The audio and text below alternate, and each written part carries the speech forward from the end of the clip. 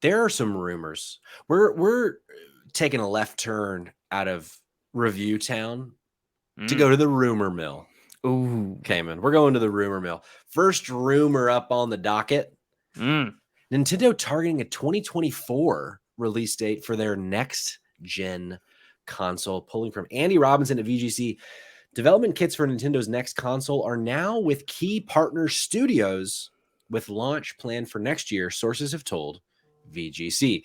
According to multiple people with knowledge of Nintendo's next-gen console plans, the company is likely to release new hardware during the second half of 2024 to ensure that it has ample stock available on day one and to avoid the kind of shortages seen with PS5 and Xbox Series X and S. Although specific details on the console are being kept closely guarded, those VGC spoke to indicated that the next-gen console would be able to be used in portable mode, similar to the Nintendo Switch. Two sources VGC spoke to suggested that the console would launch with an LCD screen instead of the more premium OLED in order to bring down costs, especially considering the increased storage needed for higher fidelity games. The current Switch comes with just 32 gigabytes of internal memory, with many current PlayStation and Xbox games being over 100 gigabytes on their own. Like its predecessor, the new Nintendo console will also accept physical games via a cartridge, sources said. Other details, such as backwards compatibility support for Switch games, physical and digital, remains unclear, Patrick editorializing, even though there was that report a few weeks ago that Nintendo seems to want to do the backwards compatibility. These sources, I guess, could not confirm that. Andy finishes the article out with, Nintendo has said it wants to convert as many of Switch's 100 million plus user base as possible to its next system, you think? Although some third-party publishers are said to have expressed concern that legacy support for Switch games could negatively affect sales of next-gen titles. Cayman, we got a lot to talk about here. We got a lot of questions. We got a lot of thoughts. My first question to you, Cayman. What do you think they call this thing?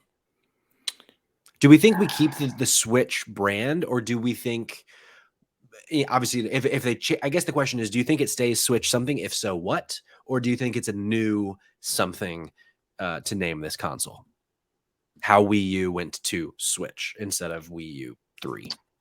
Yeah, that's a good question. I wouldn't be shocked if they do a play on Switch. So it's like the Wii U, but it would be like the Switch, Switch U. Something like that. I could definitely see that. I mean, I think that what gets me, this is what gets me here. And this is a conversation I've been seeing some people having online. I think it's a very interesting conversation, is that Nintendo, at least going from, I would even say the GameCube, Patrick. Yeah. Like, they've been very gimmick based in their consoles. The GameCube, and people are going, Cayman, what the fuck are you talking about with the GameCube? Does anyone remember that the GameCube had a fucking handle? Oh, I do. Okay. Oh, I sure do. Did you know this, Patrick, that the GameCube originally was going to, and then they cut it at the last minute due to design issues of the fact that it cost too much, was actually going to have a flip up screen where you could play it with you wouldn't have it to connect it to a TV. What if I told you, Cayman? I don't know that I've talked about this on the podcast. I might have, though. They ended up selling that separately down the line as an add-on. Did they now? And we bought one. No fucking way. For car trips down to Pensacola, Florida. Okay.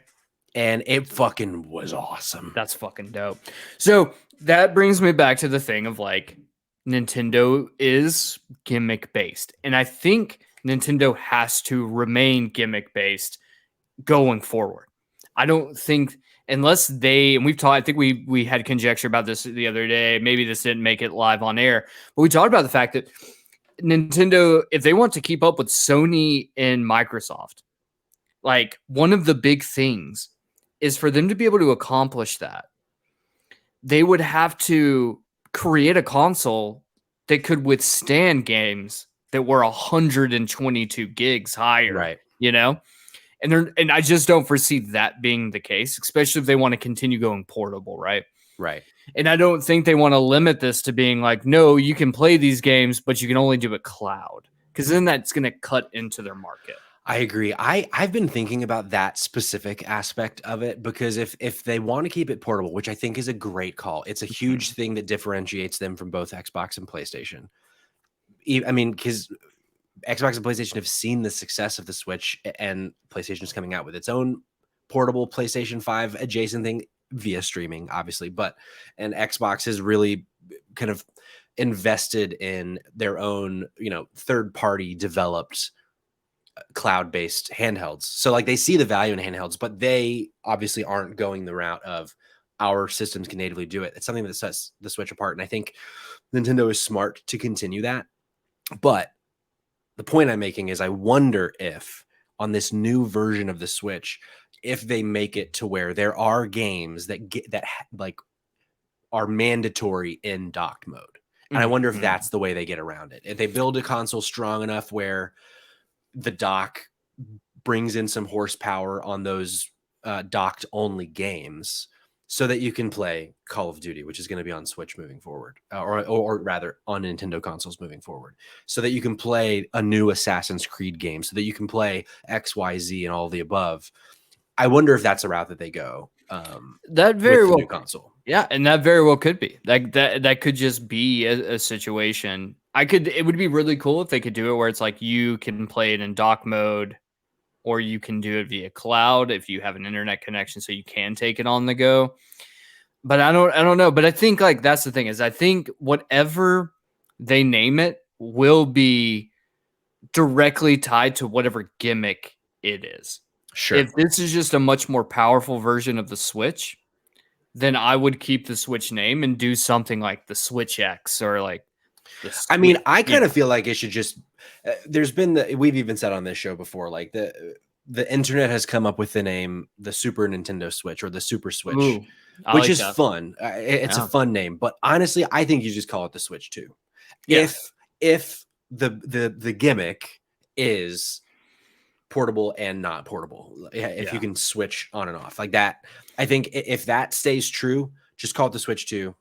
I think is the easiest thing. They're not going to fucking call it the Switch U. I guarantee you that. No, I like the idea of the Super Switch, where it's Super Switch is fun. Like that would be the one I would want.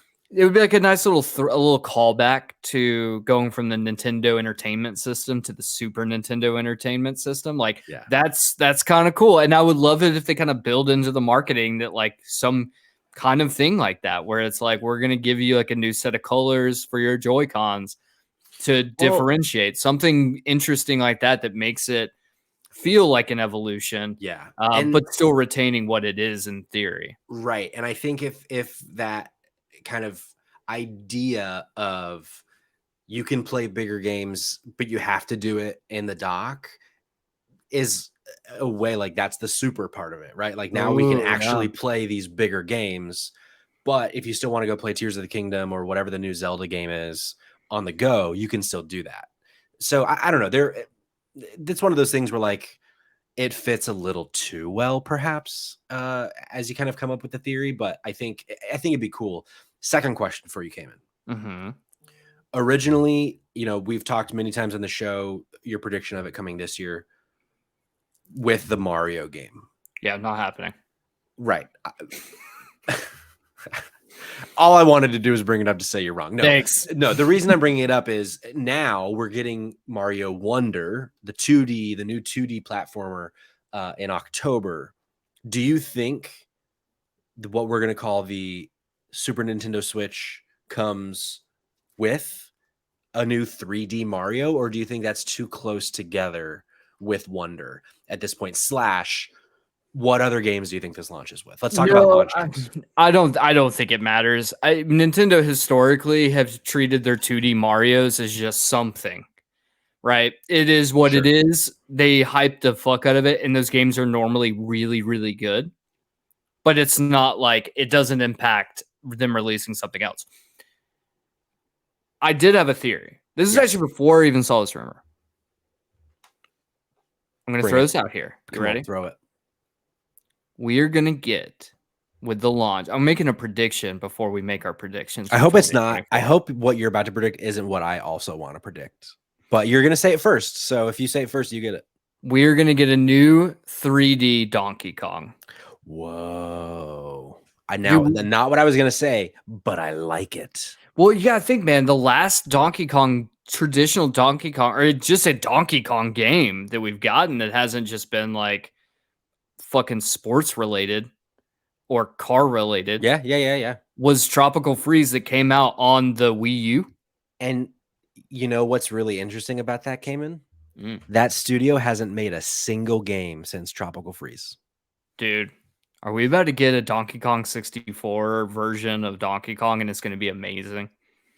I mean, I think that's very possible because I was thinking about potentially them just doing like the next evolution of Tropical Freeze because that game sold so well and critically did so well. But yeah, go the 3D route, doggy dog. Like, let's fucking get it.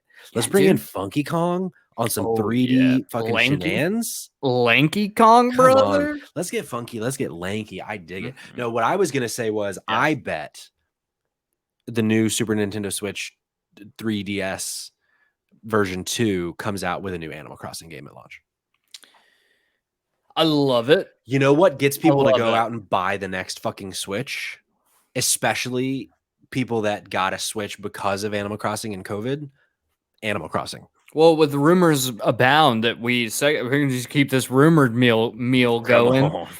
Apparently, we're going to get hit with another bastard of a wave of COVID soon. So, I mean, that's not surprising. It's been going around a lot lately. Yeah. So, look, man, here's the one thing that throws me with that is that and this is just, I think, Nintendo as a just Nintendo issue. It's a Nintendo issue. I don't think Nintendo gives a flying fuck about any of their IP. In what way? I don't know that I agree, but I'm interested in hearing the angle. We got Metroid Dread. Awesome. Love to hear it. Love to see it. Where's Metroid 4? Well, that is, I mean, they rebooted it. Like they restarted it because apparently it was so bad in development. I'm not done yet, Patrick. Star Fox. Well, can I drop some truth? Feel free. Star Fox fucking sucks. Okay, that's a lie. Star Fox, it needs to be dead. What's your next point? F-Zero. F-Zero should be back. Okay, here's the thing. They've got incredible line of IP. Just look at Smash Bros.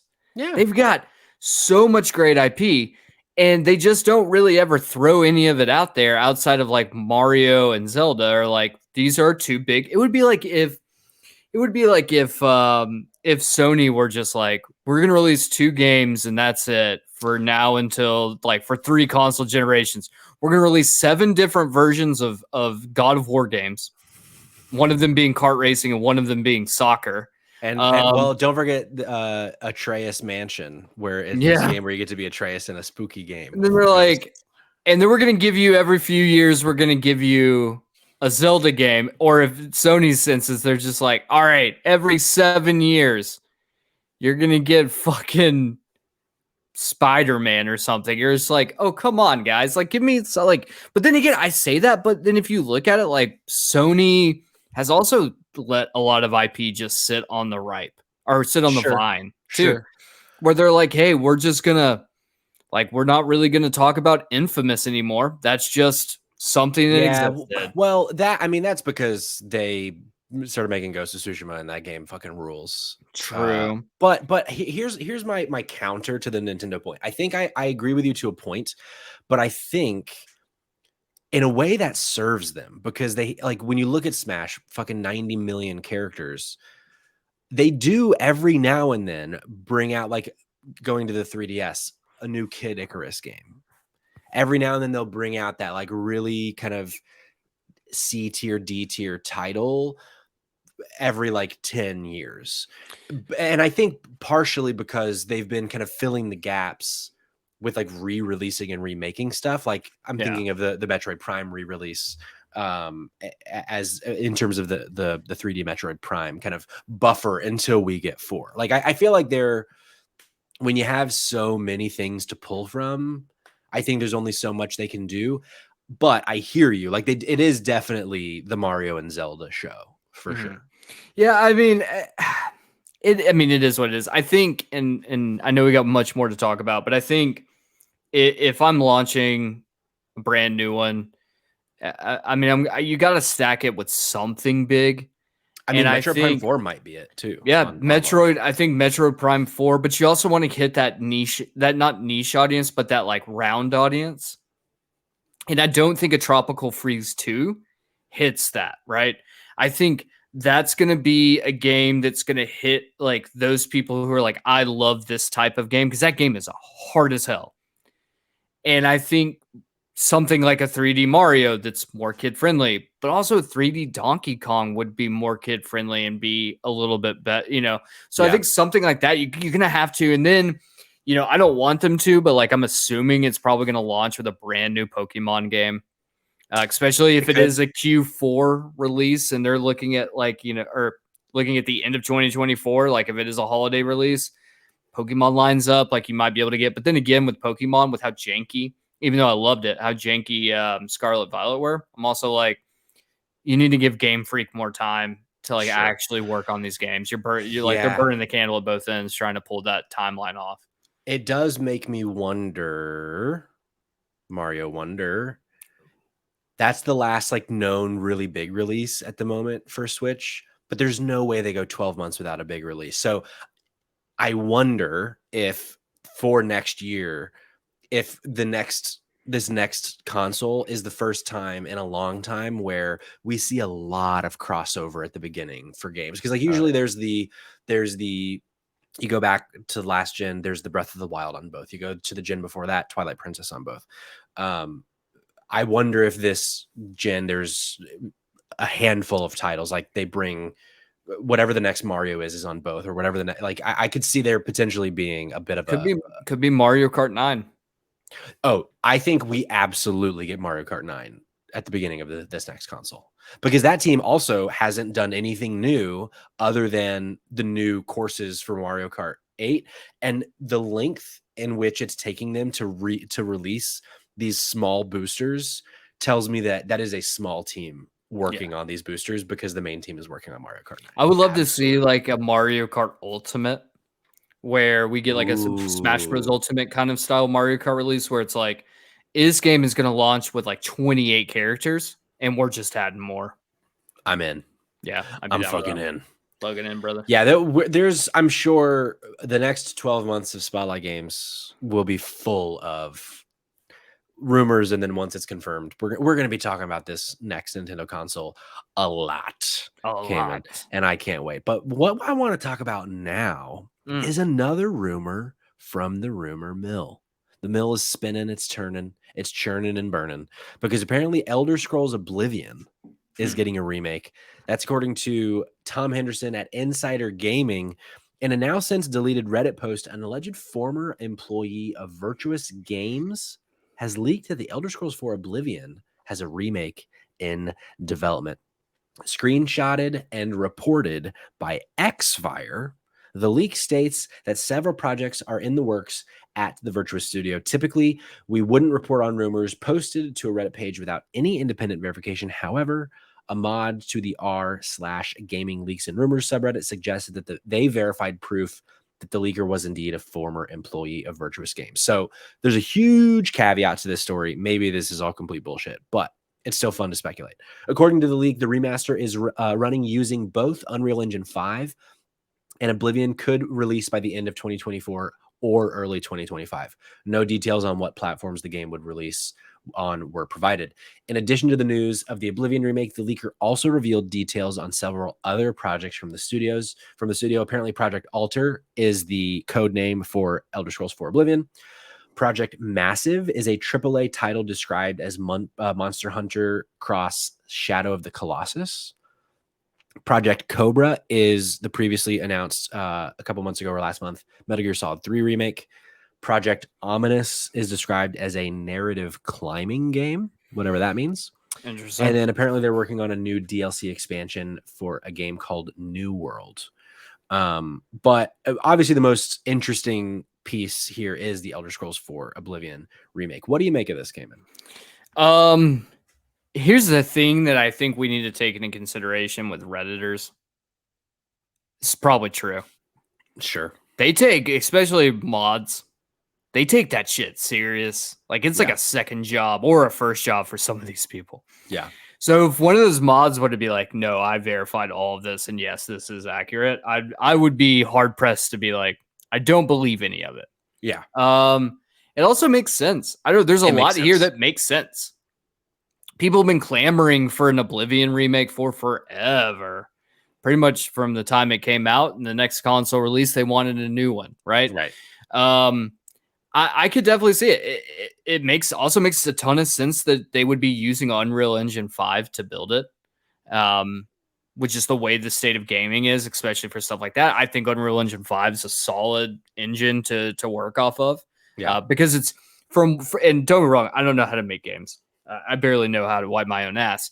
But from what I've read and what I've seen from a lot of people talking about it, is that Unreal is why you see a lot of like super, super, super low budget indie games using Unreal, is because it's so user friendly. Cool. So if you have a team like this, that's like, okay, we know how to make games and this is a remake and we already have like existing shit to work off of. Using Unreal Engine just makes their lives a hell of a lot easier. They're not building an engine from the ground up, right? Sure. Now, don't get me wrong, still going to be difficult. Doing anything is difficult, especially when you're doing that and of that size and pedigree. My thing that gets me is like, at no point is Bethesda even mentioned, like even remotely mentioned in any of this. And that's where I'm like, huh. Like I get a little bit on this is like, I'm shocked that this would be something that, don't get me wrong. I don't think Bethesda has any teams that they could pass this over to right now with everything else. Busy. Yeah. So it is interesting to me. I'm like, okay, well, Bethesda's not mentioned in the slightest. So they're hiring a third party, but Bethesda is owned by Microsoft. So Microsoft is trusting a third party. The reason that this I think is also a slam dunk is that, they've been on record. Todd Howard's been on record. Phil Spencer's been on record saying we're not getting Elder Scrolls 6 for a while. Starfield's going to have legs. They're going to be making shit for Starfield for a long time. And then Elder Scrolls is going to take fucking at least 6 years to make. I'm sure they already have people working on it in some capacity, but they've said as of like a month or two ago, it's at the very least 5 years or more out. If this were to come out next year, that is a great way to appease Elder Scrolls fans for the next few years. Like Oblivion is a game that, you're anywhere between like casual to like more than casual Elder Scrolls fans probably haven't touched since it came out. And maybe they're Skyrim'd out. Maybe Starfield doesn't speak to them because they don't like the space thing. So they do have Avowed coming out, which looks to be very Elder Scrolls like, but I would love to go around in Elder Scrolls 4 Oblivion, and I think a lot of people would too. So that I think that also is kind of another piece of this, that since we're not getting 6 for a really long time, I think that this would totally make sense. But it is interesting that they would be bringing in a completely different studio. But I tell you what, man, if Metal Gear Solid 3 remake hits, and then this comes out and this hits, Bluepoint 2.0 over here with Virtuous. I've pulled up Virtuous and their whole list of games, things that they've worked on, games co-developed, or mainly it's just a lot of games co-developed. Let me give you some highlight reels. You ready? The Dying Light Platinum Edition for Nintendo Switch, the Callisto Protocol, the Nier Automata Nintendo Switch. They worked on Outriders. Let's see here. They worked on Marvel's Midnight Suns, Destroy All Humans. A lot of Switch games. They did the Outer Worlds port for Switch. They helped work on Horizon Zero Dawn.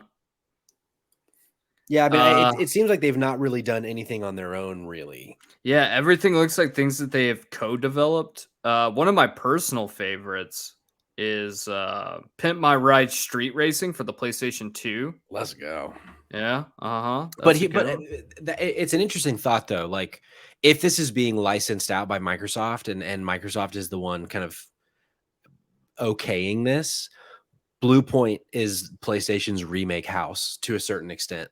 Would make sense that Microsoft would want to get in on that for their IP too. Yeah. So, I think there's a lot of this that makes sense. And I think I will be surprised if this doesn't happen, because we've gotten Skyrim in so many iterations that I don't think remaking Skyrim would be the move. Oh, fuck no. But Oblivion is like, again.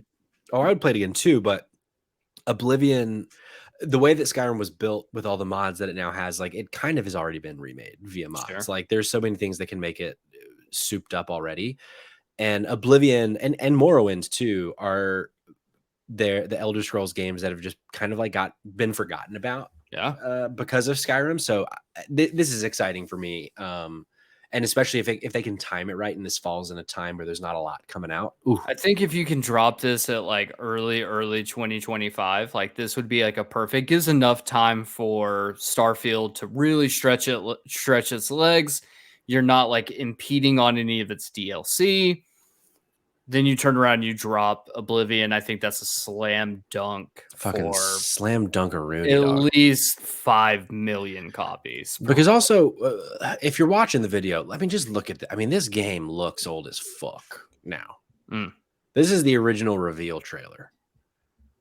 It looks like it has Vaseline on the camera. That's not Vaseline.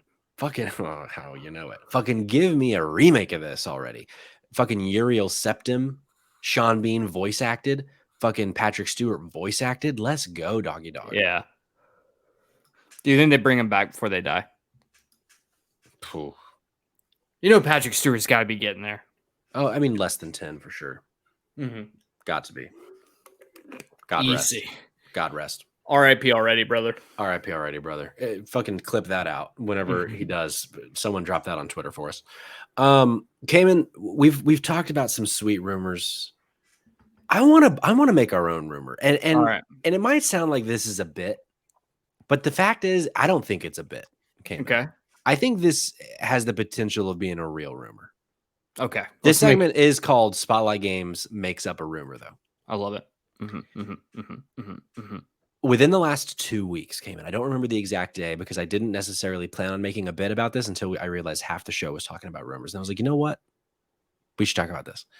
But I didn't see anybody reporting on this. So this might be a Patty special. Oh, okay. Within the last 2 weeks, Cayman, have you ever heard of an actress called Zendaya? I have. Famously, you're not a fan of her work. Is it Zendaya or Zendaya? It is Daya. Zendaya. Okay. I love Zendaya. I think she's very talented. Sure. She posted on her Instagram story, Cayman, video from her iPhone. I'm just assuming it's an iPhone. She doesn't have she's not one of these Android perverts. Losers, no. Yeah. Video of The Last of Us Part 2. And on this story, she posted it tagging Hunter Schafer, who is her co-star on Euphoria, saying, playing our favorite game. Was he the one that died? No, that is Angus Cloud. May he rest in peace. Hunter Schafer R.I.P. is a woman. Okay. And she was. I've never. I know you've never seen Euphoria. She plays episode. She plays Jules in the show. She's a trans woman. Okay. Cool. But great actor. Great actress. Although actually yeah, you can. That's that was gender neutral. That was me just trying not to misgender somebody. Sure. No, I appreciate it. Saying playing our favorite game. And I want to say, Cayman, something about this doesn't feel like The Last of Us Part 2 really is Zendaya or Hunter Schafer's favorite game. Something tells me they're doing a little research, and something tells me Hunter Schafer might be Abby in The Last of Us Season 2. There's the HBO connection. Hunter Schafer got muscles. Yeah. Hunter Schafer blonde. Okay. Hunter Schafer would be a great Abby. I dig it. I'm just saying, I think I'm making up a rumor, breaking a scoop that Hunter Schafer is in consideration to be Abby in season 2 of The Last of Us. I like it. I've never watched a single episode of Euphoria, but I know you have, and I trust your opinion on these things. I still really love the idea of Brie Larson busting out the muscles. I think she might have aged out of the role. I think that's true. I think she might have, and not being an ageist at all. But Abby, I think, is what, like mid-20s, give or take, and I think Brie Larson's just a little bit, a little bit too old. But I mean, look, man, if you want to do it, I mean, feel free. But I like that. I like that. I think it works, and I think Hunter Schafer 24. Okay. So she's got the age on her side. She could be Abby for a few years, for several, in fact. And because being 24, I think could also be young Abby. That's a smart move too. I'm just saying, if the shoe fits, wear it. Can I just say one thing, and this might come across cross, but I'm gonna say it. I for her sake, I kind of wish that's not true. I've thought about that. And look, I'm going to be completely honest with you here. I think that's awesome. Like, I definitely think. I just know how horrendous video game people can be.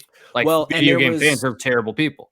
Right. And you might remember, or for those that, that might not know, when Last of Us 2 came out, the fucking trolls on the internet were saying, like, claiming Abby was a trans character, which she wasn't. And so I'm sure like that, but at the same time, one, obviously they are fucking gross people and were wrong, but like, I wouldn't be surprised if Craig Mazin, Neil Druckmann, and HBO were like, fuck them. Yeah. This is the right casting choice. But it would be, I'm sure there would be a corner of the internet that would be fucking gross about it. However, they're already gross about everything and terrible people. So and I think now that actually we've brought that out, I think that might actually be like not only a bold move, and like I think it's a bold move in a really positive way. Yeah, because I think you're reclaiming something there, right? Like you're pushing back on this negative bullshit narrative that I think a lot of fanboys get, right? Where they're terrible people and they're super toxic and they say horrible shit. You take that, right? And you stick in that move, you stick it back in their face. Sure. Though I think my point is more of like, I don't wish the mental health abuse that will come to this person if that does happen. Like, that just sucks. But then again, the truth is, whoever plays Abby is going to get verbally abused online. Yeah. Like, it doesn't matter who it is. It's just, that's just how this is going to play out. And I think that's the one drawback of like this story is I didn't do me wrong. I love The Last of Us Part 2 story. I think it's honestly, I think it's incredible how they do a lot of that stuff and how they tell this overarching story and how emotional it can be. But that's the one thing. It just sucks. It's like, man, I just feel so, I forget who it wasn't. Ashley, was it Ashley Birch? No, it was Laura Bailey. Laura Bailey. Just the abuse that she got online for it was just obviously uncalled for, but like, I'm too weak of a person. I couldn't do that. And maybe that's my problem is I'm too weak of a person to be able to comprehend a world in which you have that level of vitriol just spewed at you. Still to this day, No, for sure. Yeah. Now I think perhaps though, I don't know. I mean, we're thinking out loud here. I wonder if this is the only way that we can ever fix that culture though. Could be actually like shutting that shit down and being like, no, fuck you. Like, and I think a lot of it is, and if you look historically at any social movement, a lot of it starts with like taking control of the narrative and taking that anger and hate towards you and then flipping and subverting it back and being like, no, we are bigger than this. And I think that is a great opportunity, I think. And if someone is, and, hopefully this, whoever it is that ends up being, and if your rumor is true, Patrick, that this actress, that she can, that she can do that. And I think that's a fucking movement, dog. That's a fucking movement. The one thing that makes me reconsider it is the, to very, very lightly dance around a spoiler of The Last of Us Part 2. There is trans representation in that story already. That's true. And not that there can be more than one trans character. That's not the point I'm making. But Abby like plays a role in that story. And that would just, that part of the story would change is kind of my own, is the point I'm making. And so, but like, I don't see why it couldn't change. But I can see maybe them being like, does it fucking matter? Right. That's kind of, like, doesn't, like changing it doesn't really matter. This actress could literally, I mean, I don't know why I'm even having to try to explain this, but like, this person's a person, like who fucking cares? Get fucked. Yeah.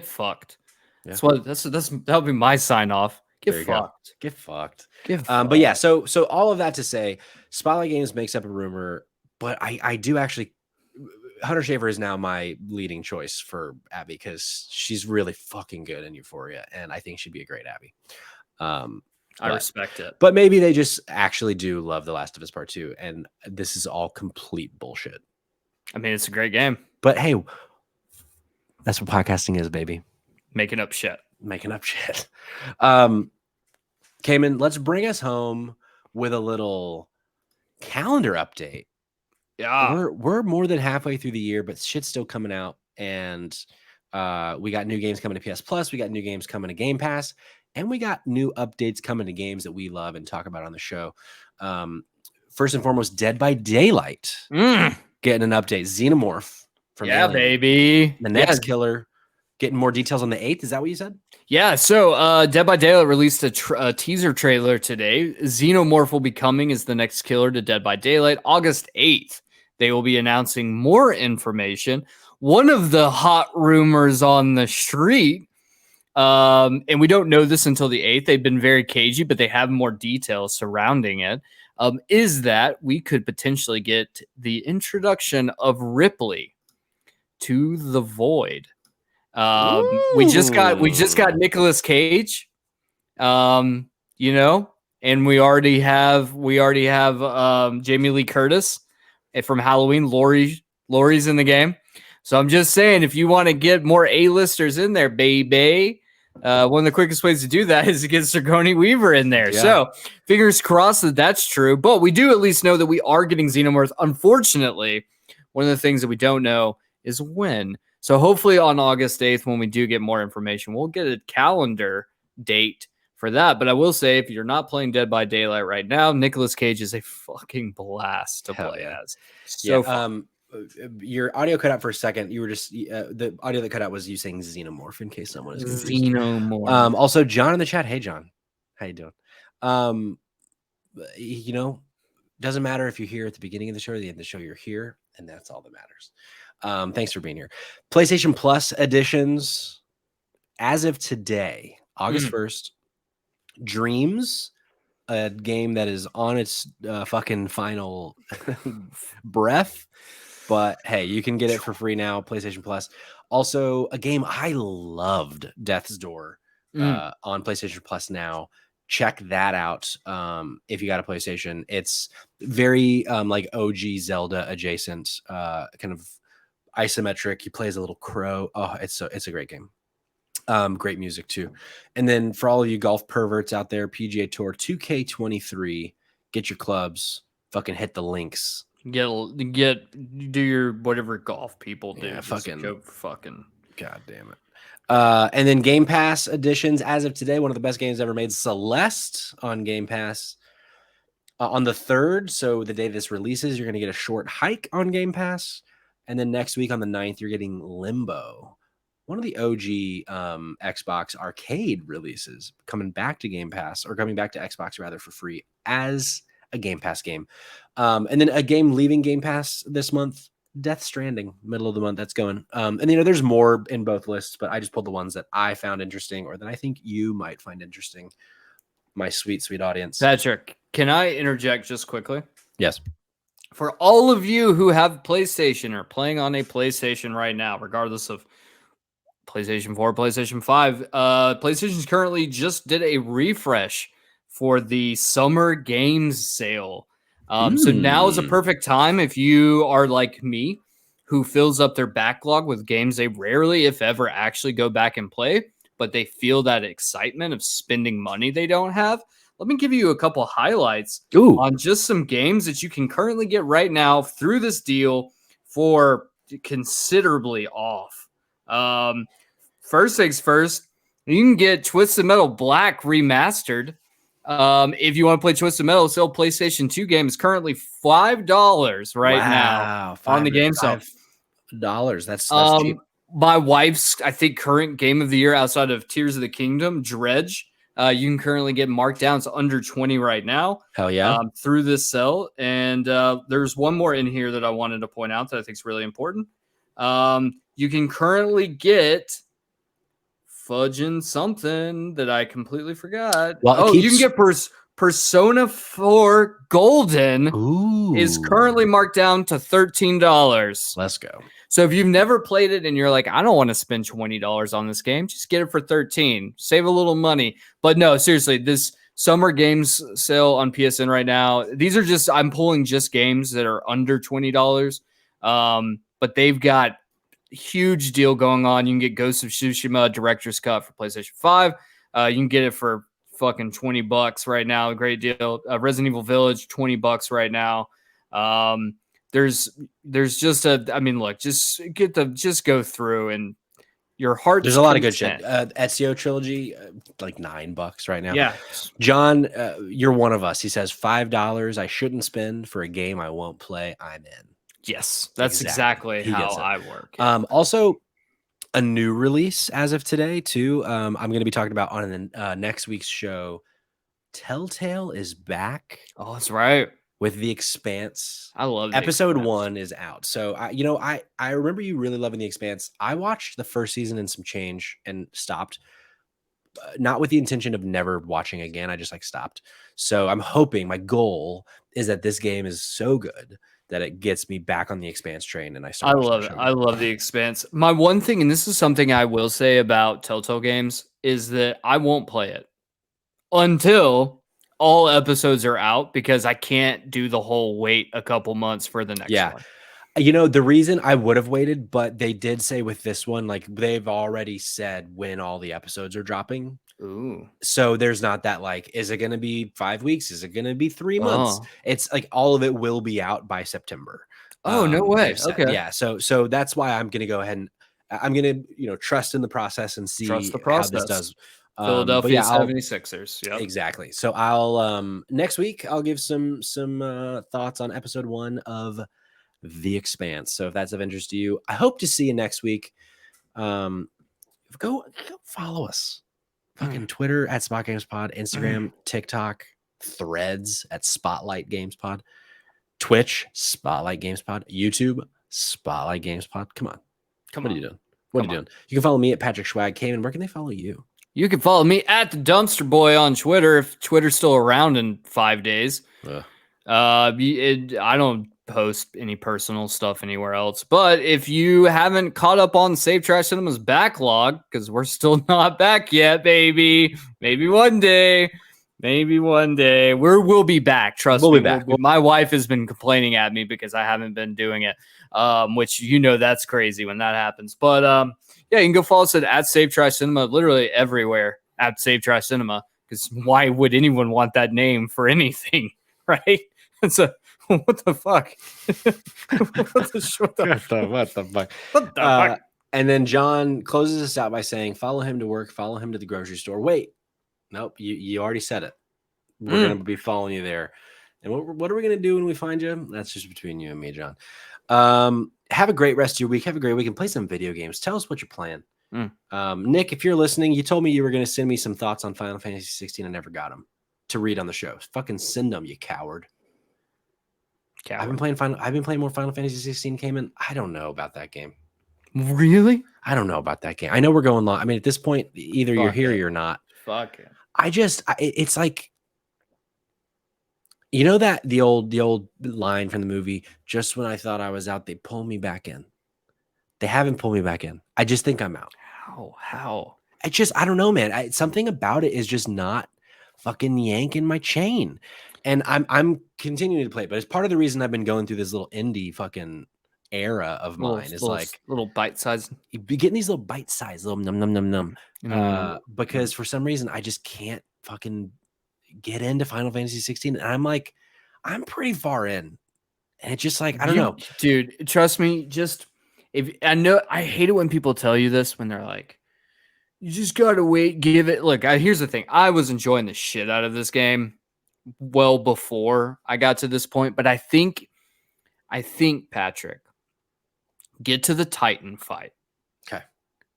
You'll know exactly what I'm talking about when you get there. Okay. I think Nick also told me about the Titan fight. Get to the Titan fight. And I think at this point, you'll be like, okay, I see what people are meaning. And I hate when games do that, but let's be honest, some of our favorite games, especially the Persona games, it's just like that. Yeah. Well, let's do this because we're at the very end of the show, and the fact, like, I'm sure most people are gone by now. Yeah. Let's do some light Final Fantasy 16. Yeah, John, this is a post-credit scene. Let's do some light Final Fantasy 16 spoilers. If I just warning, leave if you don't want anything. If I just fought Cayman, or rather, if I just got the lightning powers from Ramun, how far am I from Titan? I just did a 5-year jump. Sid is dead. Only like maybe 3 or 4 hours. Okay. Yeah, this next little chunk speeds up. There's going to be one moment that I will say is just kind of it's a little bit of like I get why you're doing it, but let's move this bad boy along a little bit more. And it's literally right before the Titan fight. Okay. But I'm telling you, man, that Titan fight is one of the most insane things I've ever experienced in a video game. Okay, at the very least, I will get through the Titan fight. I can promise you. It's a fucking boss fight that's like an hour long. Cool. And it's insanely awesome. And the soundtrack is fucking incredible. And you're just like, yeah. I don't think it's bad by any means. I just like, and like the boss fights are fun. I just, for some reason, I don't know what it is about the story. I just don't care. I don't know why. Like I'm really surprised by this. Like I don't know if it's the writing. I don't know if it's just me, but for some reason I just can't. Like sometimes I'll play for 2 hours, but I'm really only playing for like 45 minutes because I'm spending an hour and 15 minutes on my phone. The more I'd say that I feel like the more I get through. Like the more I get through the story, like the more engaged I've actually been. And I feel like a lot of Final Fantasy games, I start to fall off as I go along. This has been like the opposite. Like I won't think I was very much sold on the story early, but have really started to get like engaged and like, so Joshua, how did Joshua survive? How are we here? Yeah. What the fuck is going on? Who is Ultima? That's the big thing. I will say something, and you're at a point now that you're gonna you have like access, like full access to these things, and I highly recommend doing them. Use the bounty board. I think is a great way to split up your like. It's a good way for you to be able to split up the like your like. Okay, I'm following because a lot of this game is like story, and like little side quests don't really do a ton. They add a little bit more context or flavor, but they don't really do a ton to you. And you're not going to go off on a tangent down like some mile road. Maybe later in the game you will. I don't know. Sure. But what I can tell you is the bounty board gives you like unique enemies that are all like boss fights, not to the same extreme. I think I just ran into my first bounty actually. So in the open world. Yeah, they story you into one. I just fought that one. Once you get the full bounty board, and as you progress the story, you get more of them. Dude, some of these fights are so goddamn hard. Cool. But they're good. They're fights that like really make you like work with it. I don't know. Yeah. But they throw in like so a lot. Like what I've been doing was like with the story was like, okay, well, it's ushering me down a path. I want to break from this path to get some fresh air. I'm going to go do one of these really cool side boss fight bounties because you also get really good like crafting materials and and sometimes you get gear from them. And I think it's like a really interesting way just to kind of like break up the monotony of like following this one path by doing some of this. And those, man, dude, there's one of them that it was so fucking hard. And I don't know how I survived it. And then I realized like the dude was like 10 levels above me.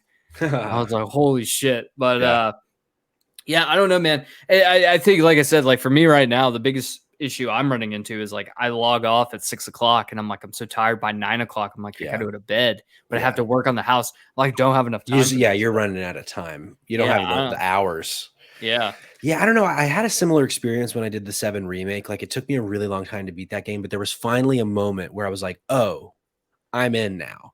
Yeah. And honestly, I think, you know, I was saying the story, but I think ultimately it does come down to the combat for me. Like I do, having played this game now for probably 15 or 20 hours, maybe more, I do prefer the turn-based combat. And so I'm wondering if that's part of it, is that this combat just isn't as fun to me. And so because that was definitely my problem with Final Fantasy VII was I just didn't love the combat, even though, you know, a lot of people say like that's the best part of it, you know, to each their own.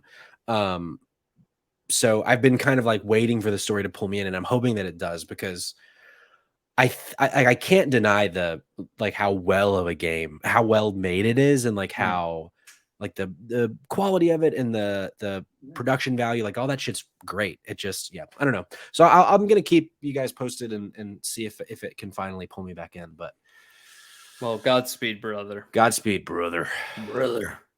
All right, well, that's the end of our post-credit scene. Until next week.